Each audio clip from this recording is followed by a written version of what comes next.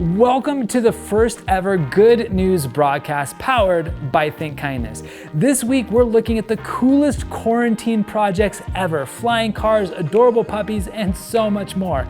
And this is the first episode. So be sure to like, subscribe, and no matter where you are watching, at home, in your classroom, or even in another country, in fact, just put a comment below and let us know where you are watching from. So let's jump into today's Good News broadcast. Seriously, this is our first story, cows with eyes on their butts. Scientists in Botswana wanted to protect their cattle from getting attacked from predators such as coyotes and lions, and found that by painting fake eyes on the cows' behinds actually helped them keep them safe from predators. Over the course of a 4-year study, none of the cows with eyes on their butts were killed by lions. Did you do anything cool this summer? These two teenagers sure did. Two 18-year-olds in Yavne, Israel struck gold while volunteering for an archaeological dig in August. They unearthed two rare coins that are over 1,000 years old. How old do you think I am? Talk about a lucrative summer job. Now we head from Israel all the way over to Japan. The company SkyDrive recently tested a flying car. What's especially cool about the successful test drive is that it had an actual pilot. Look, Mom, you could fly me to school. Now, I know we all wish we could play with flying cars, but here's one thing you might get to play with.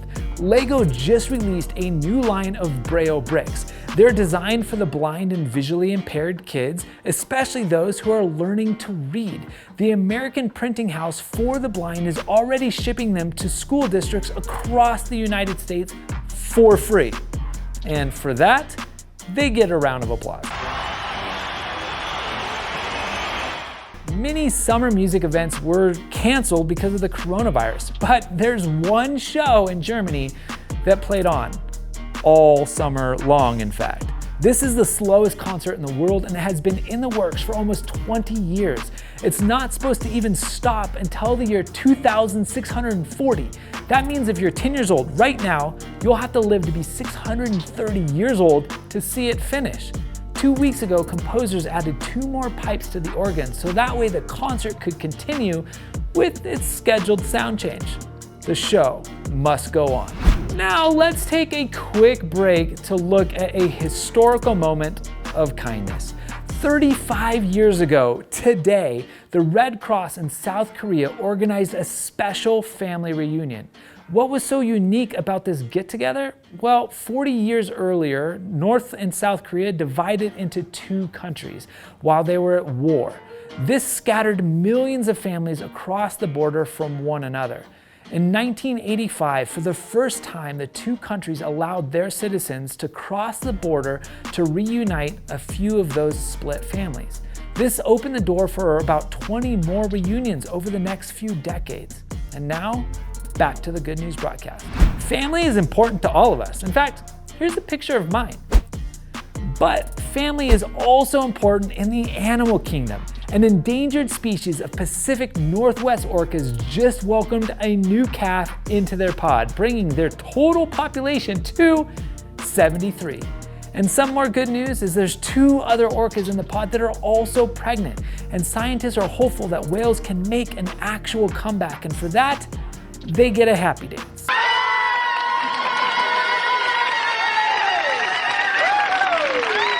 Though none of us want to admit it, sometimes our parents are pretty cool. Well, this dad in England might have won the Coolest Dad of the Year award. Over the summer quarantine, he grew a sunflower taller than his house.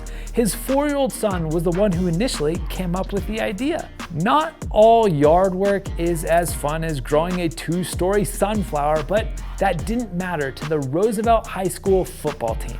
In August, they visited a paralyzed man in their community to help clean up the trees in his yard that had fallen over during the windstorms that hit the Midwestern United States. A dog is a man's best friend.